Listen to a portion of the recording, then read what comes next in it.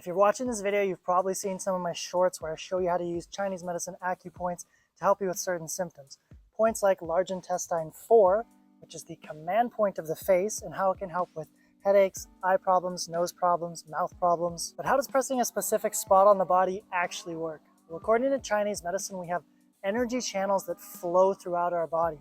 This is similar to like blood and nerves, where if the signal is impeded, if we don't have enough nutrients coming in and waste being removed, certain symptoms will start to arise. Acupoints are specific spots along those energy channels that help to restore balance and flow to the system. So as the large intestine channel runs along this pathway, we can use it to help certain things on that specific channel. So if I have elbow pain, if I have shoulder pain, I can press different points to help with that channel, but also with the organ connection and system internally. But actually, we can do a lot better. In Chinese medicine, we try to look for something known as a pattern, which is a collection of symptoms, rather than treating just one symptom. Their diagnosis system focuses on treating the human as a whole and tries to acknowledge all the systems and how they integrate to generate this pattern.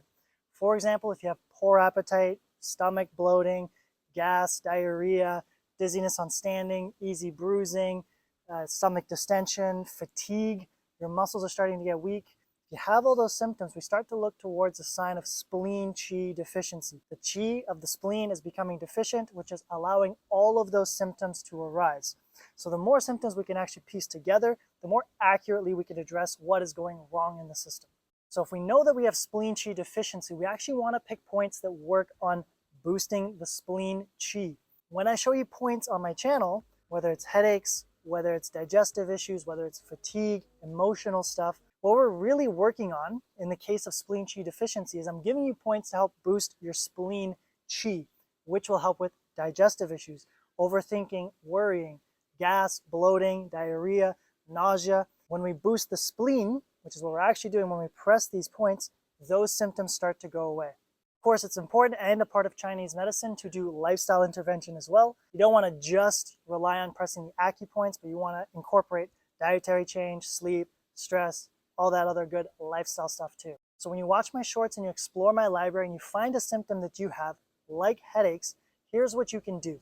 Because of the complexity of Chinese medicine, and I'm posting 5-second clips showing very quick things, understand that your headache is not necessarily caused by just one spot on the body being stagnated. There are several systems, channels, and energies that can be leading to that stagnation. So for example, large intestine 4 is a very common point to be jammed up when you're experiencing headaches and can help alleviate it, but it is not the only point. So when you look through my videos and I show you several points for headaches, you don't actually need to use all of them. So here's how you can quickly find out which one is the best for you to use. You're going to test each point by pressing on it. If it's tender, sore, painful, or you feel some sort of symptom alleviation, you've likely found a spot that you should continue working with until those symptoms clear up. I usually tell people that you don't need to do both sides. If one side is more tender, painful, seems to be working, focus on that side. We can't spend all day just pressing these spots on our body. Now, while you can use these points at any time during the day, you're watching TV, you're waiting for the bus, you're waiting for something to load, I recommend treating this like a practice of